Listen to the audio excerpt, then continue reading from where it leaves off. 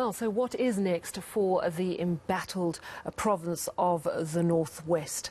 I am joined now by Professor Andre Duvenhage, a political analyst at Northwest University. Prof, thank you so much for your time.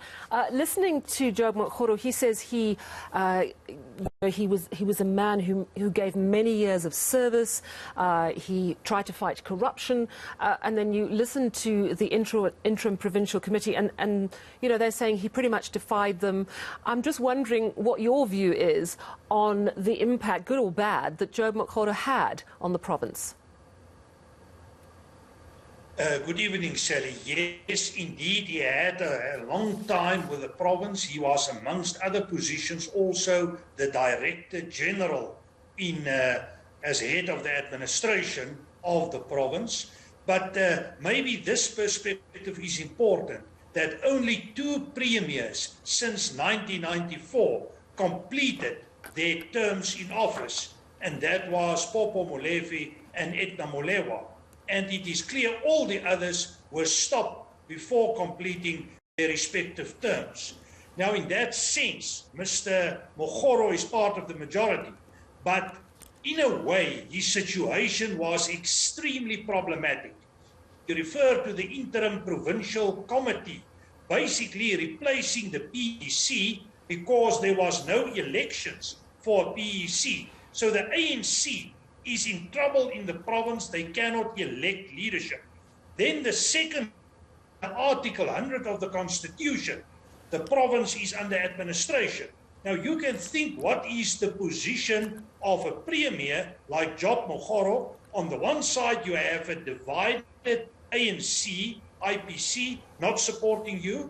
On the other side you need to report to an administrator, and then the president who appointed you also took back his support. In that way, there was no other choice for the premier other than to resign. It is interesting that he is keeping his position in the legislature, probably some promises, and he will be repositioned somewhere. I think the ANC is big enough to deal with it. All right. So, you know, you make the point that there have been ongoing problems in the Northwest, that the province is under administration. And also, you know, we saw Bushy ousted as Premier in 2018 amid corruption protests. But the current power at the moment, does the Premier and the new Premier, Bushy Maape, it's not a straight line, but will he have power, or is it ultimately resting with the ANC's interim provincial committee? Do they essentially call the shots?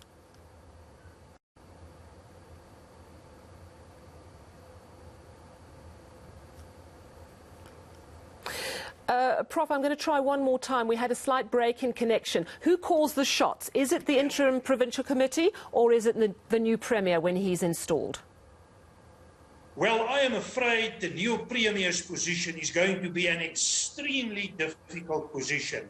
And I think the power is lying with the ANC and the interim provincial committee, and in a way with the National Executive Committee of the ANC through the administrator. I think power up at the moment.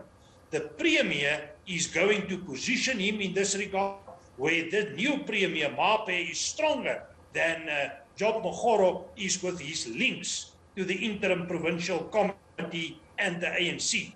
But already I have seen clips indicating that Supramawamupelu is mobilizing against Bushy Maape. So I am expecting a very difficult environment in the next months, also in the build-up to the local elections, especially if it's going to take place on the 27th of October.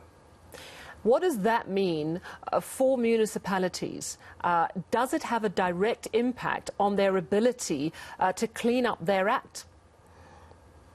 Well, I think it should have an impact, but we have seen that the provincial level's impact on local government is not strong.